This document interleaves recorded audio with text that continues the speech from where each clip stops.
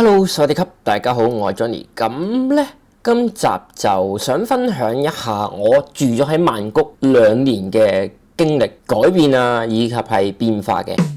咁如果你係第一次睇我頻道嘅話呢，我頻道主要就係分享我喺泰國嘅生活以及成長啦，途中遇到嘅挫折同埋轉變、改變，都會係記錄喺我嘅頻道裡面嘅。咁如果你想了解多啲泰國嘅生活、曼谷嘅生活唔同嘅一面，你都可以係訂閱我嘅頻道，我頻道咧將會係用最真實嘅角度去分享俾大家睇嘅。咁就首先咧想講一講嚇，今日咧有少少系統嘅，我其實係從呢一個嘅旅居慢慢轉變成為真係喺曼谷生活。咁呢個過程咧，大家聽落去好似係幾隻字就可以交代到啦，係咪？咁其實咧過程啊同埋變化咧都好大。一開始咧我係旅居生活啦，咁我就係攞住個旅遊簽證。然之後咧，再轉呢個嘅學生簽證啦。咁嗰陣時就仍然都係好似遊客咁嘅心情啦。咁就去邊度啊玩啊，去邊度食啊，都係其實做緊遊客，即係平時我哋香港人會到曼谷做嘅嘢。咁因為啱啱住咗喺曼谷啦嗰陣時，咁同埋咧就新地方好新鮮啊嘛。咁所以每一個景點咧都係第一次，每一樣食物都係第一次。咁所以嗰種好新奇、好震撼嗰種感覺咧，到依家喺個腦海裏面都係好美好嘅。咁就由嗰段嘅期間慢慢過渡到而家成為啦，真係居住啦。其實難聽講句咧，除咗唔識泰文之外咧，就已經變咗個當地人。因為我亦都喺呢邊工作，咁所以就會遇到好多呢邊當地人遇到嘅問題啦，同埋會睇到嘅嘢啦，係咪？生活啊、飲食啊，就真係徹底改變啦。咁又首先我會從衣食住行幾方面去講啦，等你去感受下個變化啦，或者等你了解多啲。哦，原來住咗喺曼谷嘅香港人2年啦，會有呢啲嘅變化嘅。咁首先3方面啦，從一開始就睇到邊件靚就揀邊件開始啦，係咪？咁啊，因為唔識點樣窿落去買噶嘛，咁住耐咗就發現，哦，原來有 A 渠道、B 渠道、C 渠道可以買到呢啲嘅嘢。咁甚至係大家一開始好中意嘅嗰啲大象衫褲啊，好特色嘅泰國衫啦，就必買啦，係咪？咁但係着厭咗咧，就開始想着下啲唔同嘅風格啦。咁首先衣服方面咧，就慢慢去改變咧，就變到由一個好強調泰國風格，或者好強調自己唔係泰國人嘅風格，慢慢變到咧，開始混雜一啲真係特別嘅元素啦，就唔會再好似以前咁樣單一個方向啦，即係嗰陣時就好遊客式嘅感覺嘅。咁而家就開始改變啦，所以咧，如果喺街外邊咧，如果你係見到我咧，或者有時我係匆匆忙忙咁走過咧，其實可能你都唔察覺我係外國人嚇，會有呢個嘅氣氛，因為已經住得耐啦，即係可能佢哋會感受到我係外國人，但係某程度咧，佢係 feel 到你其實你住咗喺度噶啦，即係已經融入咗當區啊，即係好似我哋香港人一啲嘅外籍人士啦，你睇得出佢係住咗喺香港好耐嘅感覺。好啦，咁3方面咧略咁樣就帶過咗啦。咁食方面啦，我就最有深刻嘅感受。食方面點咧？就從以前咧就唔知去咩渠道食一啲嘅嘢啦嚇，全部都係透過以訛傳訛啦，或者係見到佢整嗰個宣傳整得好靚去試啦。咁一定要去啲必到嘅夜市啦去食啦，係咪？咁就從而家變到啦好多嘢可以喺自己屋企裏面製作，或者係知道喺咩窿嗰度買。咁咧就唔好睇少個步驟，一嚟咧就啲嘢食好食過遊客區食嘅嘢啦，二嚟咧平好多倍，係用倍數嚟講。咁呢個就有少少係我嘅得着啦，就發覺點解咁貴嘅呢啲嘢？因為我而家係用咗個當地人嘅角度去睇啊嘛。咁原來發覺咁嗰個位置就係 for 外國人嘅啫，即係好似我哋香港都有啲區域係特別平啦，係咪？食嘢特別貴啦。咁嗰陣時我就淨係識得去好貴嘅地方度食嘢。原來依家就知道其實唔使去嗰啲地方嘅。咁嗰啲地方就係 for 遊客，即係靚啊、易到啊咁嘅情況啦。咁食嘢方面就呢度，同埋就係咧辣嚇。雖然大家都知道泰國食辣㗎啦，咁但係而家咧我喺屋企咧整咩食物咧都係要揾嗰個盅啊。去中爛佢，然之後整水啲辣椒啦，不管係爆香啲辣椒啦，定還是剪啲辣椒啦、生辣椒啦嚇，定還是混合啦，好多嘢都係加辣椒。咁咩嘢加辣椒嘅程度去到邊度咧？你哋有冇諗過食粥嚇？我女朋友前排咧就姨媽到，咁佢唔舒服嘅狀態之下咧，竟然喺粥入邊加辣椒嚇，呢樣嘢真係諗唔到係咪？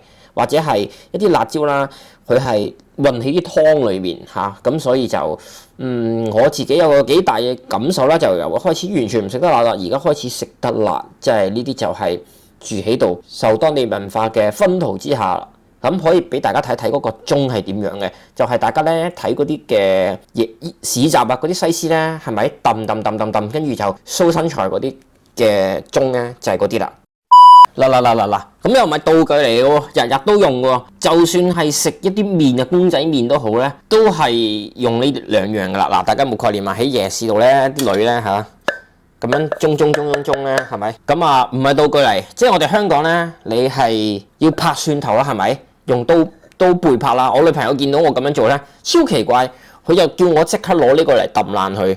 咁就係一樣好有文化傳統嘅嘢嚟，我自己覺得真係。所以如果你屋企咧，泰國屋企冇呢樣嘢嘅話咧，我覺得就哇咁就真係未夠地道啦。好啦，咁住方面咧就大家有睇我頻道咧就知變化好大嘅。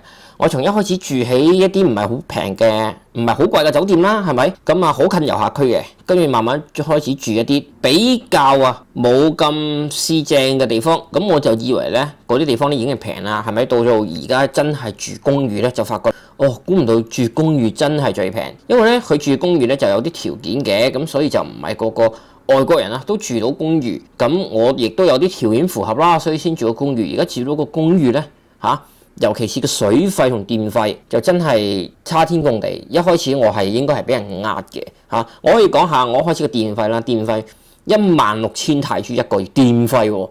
咁我而家電費咧係1000匹都唔使。咁前排咧我先同過一個香港嘅老闆傾偈啦，咁佢成間鋪頭嘅電費一個月咁即係證明咧嗰陣時 Johnny 咧係俾人呃啦。咁就帶一個教訓，一個經驗啦，即係咁樣嘅經驗之下，先令到我原來發現到有時咧係要試同埋咧有時候咧即係人在異鄉咧，好容易俾人呃，呢個係改變唔到嘅就算喺香港都係一樣。我以前咧係有啲泰國朋友嚟香港探我咧，佢哋都係俾香港人呃，咁所以唔係講一個地方好與壞，純粹係講人哋睇到你係外來嘅人一睇你就知唔熟架步啦，咁就想喺你身上攞着數啦。我自己就講就以事論事，好冇？咁衣食住行方面咧就玩啦，係咪？一開始咧就唔識架步啦，同埋咧好新鮮啊嘛，都係嗰句。咁大家遊客嚟到嘅地方咧就一定玩，之餘咧自己住喺呢度都日日玩。咁大家而家咧生活變啦，即係厭啦，咁你冇人日日玩噶嘛。咁變相咧開始嗰啲地方咧都少出沒啦。以前咧我就成日去溝散啦，依家都有。咁但係發覺咧去溝散咧，哇！原來佢嗰個使費咧真係好貴，咁所以就慢慢會因為啲嘢食太平啦，咁啲電費水費都太平，咁變到令到你自己感受到咧，原來去嗰啲地方玩就可能唔係玩得咁多就會好啲，即係嗰個人會覺得唔值呢個價啦，就會變到咁好啦。咁好簡單，衣食住行幾方面咧就講完啦。咁如果呢度都未走嘅你咧，又想夠了解多啲泰國泰國文化、我嘅生活以及我同我泰國女朋友嘅生活嘅話咧，你係可以訂閱同埋打開小鈴鐺，咁樣嘅話咧就可以令到你收睇到我頻道。因為我頻道咧依家演算法嘅關係，令到我頻道而家好少人睇到，咁所以就麻煩你神聖嘅讚同埋 comment。咁樣嘅話咧，就可以激活我個頻道，激活我個頻道，令到我頻道係更加多人發現到，咁令到更多人去知道呢方面嘅知識信息，好冇？咁對一啲想住泰國、計劃住泰國、未來想留喺泰國、未來想嚟泰國玩嘅人咧，我覺得都係一個唔錯嘅經驗同埋分享嚟嘅。喺我呢條片裏面，咁而家再講下我途中遇到嘅挫折啦。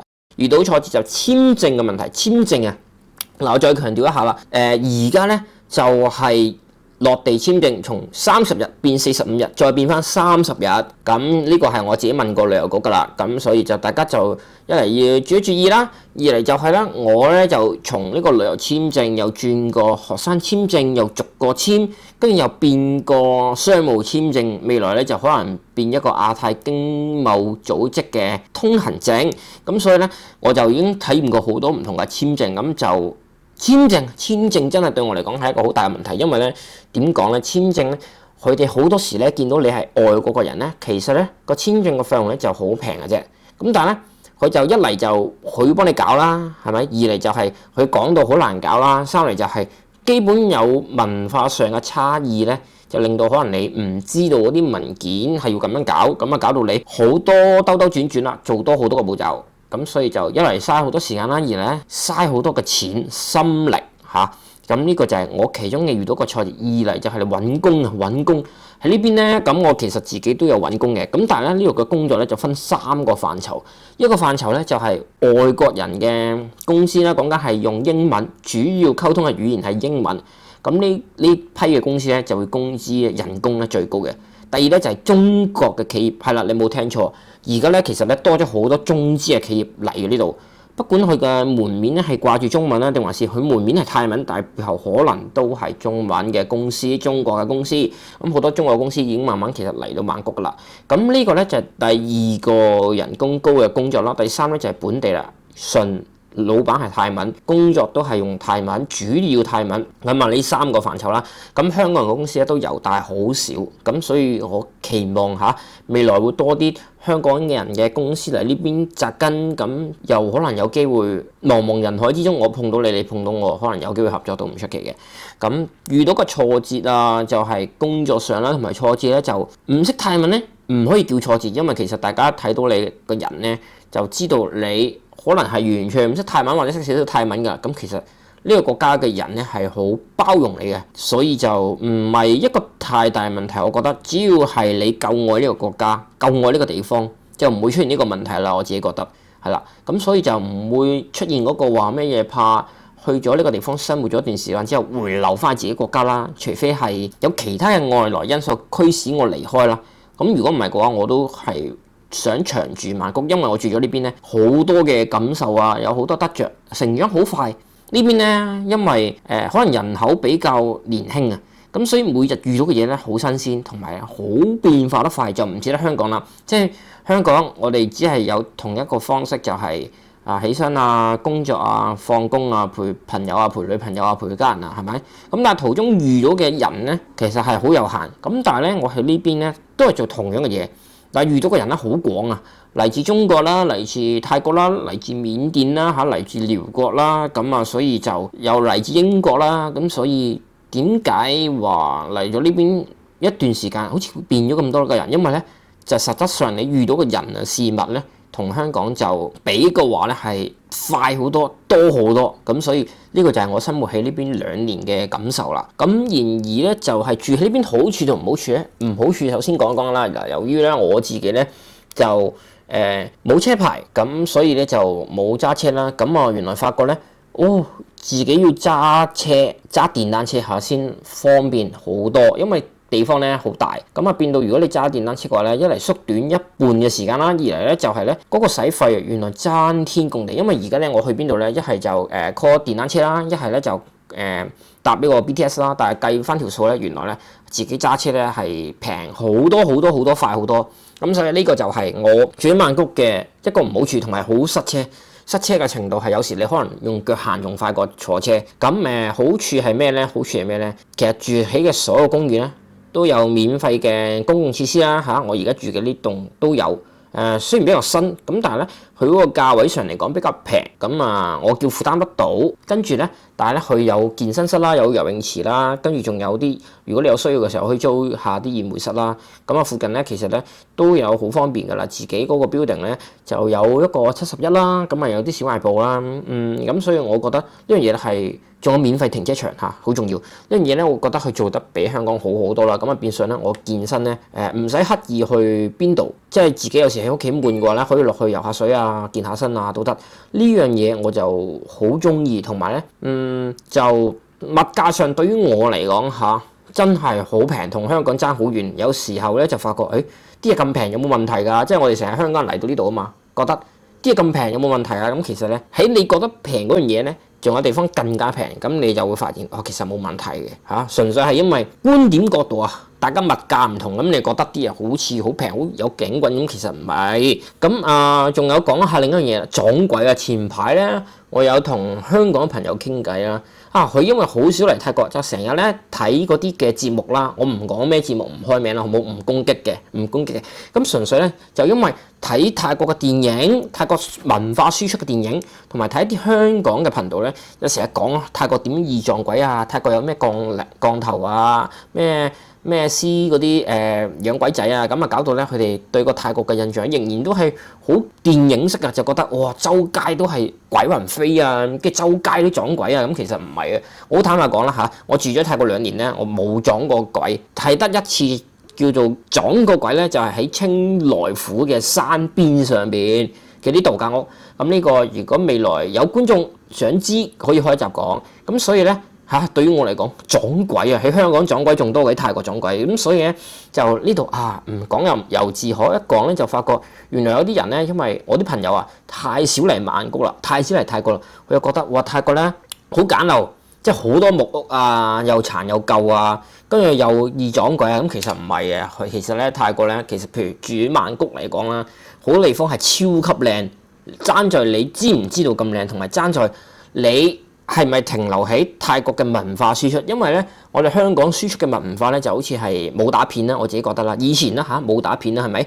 咁而泰國輸出嘅文化只係拍鬼片，咁所以咧又會講到一個問題，就係泰國嘅電視劇咧全部都係鬼片嚟嘅，差唔多。咁爭在佢鬼片咧係鬼片笑片嘅形式啦，鬼片驚慄片啦鬼片科幻片啦所以就係文化輸出上嘅不同啫，仲有可能係槍擊片啊都有鬼，總之好多嘢都論到鬼。喺個文化上啦就咁啦所以令到有啲人唔熟泰國就覺得哇好猛鬼，其實就唔係咁嘅事嚟嘅。二嚟仲有一部分就係香港嘅頻道啦，或者香港嗰啲嘅電台啦佢哋因為揀呢個市場做啊嘛，咁所以佢主要搜集呢方面嘅知識，咁佢講多咗啦，佢又做大咗啦，咁你又聽多咗啦，咁可能令到你覺得潛移默化之後咧，就會令到你感覺到曼谷泰國好猛鬼，其實唔係嘅。咁整體嚟講咧，講咗差唔多20分鐘啦，原來。咁我將我2年之間嘅感受啦，同埋少少嘅心路歷程啦，就整理成為一個短片啦 video 啦，咁希望你聽到最後會有所得着。如果有咩講漏嘅話，或者有咩講得你認為唔好，或者想我延伸落去嘅話，不妨喺下面留言話俾我聽。咁我如果係見到嗰個留言多啊、重要啊、讚好多啊依家呢啲嘢好似暫時唔喺我頻道發生，咁但係唔緊要，未來啦，好冇未來。睇我呢度都未走啊你，咁如果中意嘅話，咁可以讚好訂閱同埋打開小鈴鐺，仲有嘅就係超級感謝同埋成為我會員亦都係可以嘅。咁我 Johnny，約定你下一部影片再見。